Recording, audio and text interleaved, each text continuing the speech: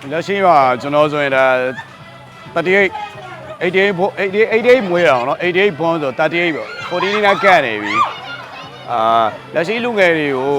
ဒီလမ်းကြောင်းတစ်ခုကိုရောက်လာရင်ဟိုစူးစမ်းနေပေမဲ့စူးစမ်းတလောက်မရောက်ဘူးပေါ့နော်မရောက်ဘူးဆိုပြီးတော့စိတ်တကြစရာမလိုဘူးဗျအဲ့တော့ကျွန်တော်ကိုယ်တိုင်ဒီပညာရပ်ကိုရွေးချယ်နေမှာအများကြီးကြော်လွားခဲ့ရတယ်အများကြီးကြော်လွားခဲ့ရတယ်ရှိတယ်အချိန်တွေ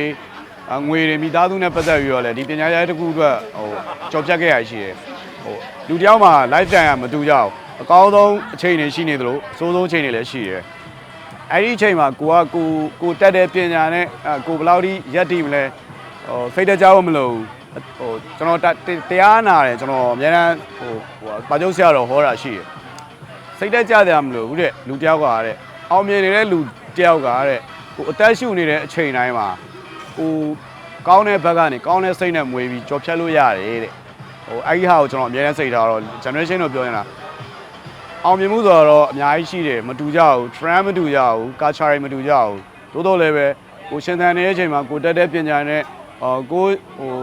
ရှိမှာလာတဲ့ကောင်က gas ဧည့်သည်နဲ့ပျော်ရတာမြင်ရဒီ PD ပေါ့ဒါလည်းအောင်မြင်မှုပဲအဲအောင်မြင်မှုကပတ်စံပေးဝယ်လို့မရဘူးအဲ့ဒါကိုသွားပြီးတော့စိတ်ထဲကြားလို့ဟိုဖြစ်မယ်ဆိုရင်ကို modify ပြန်ပေးကိုတဲ့နေတဲ့လူတွေပြန်ကြည့် modify ပြန်ပေးပြီးတော့စူးစမ်းရင်အဆင်ပြေပါတယ်လို့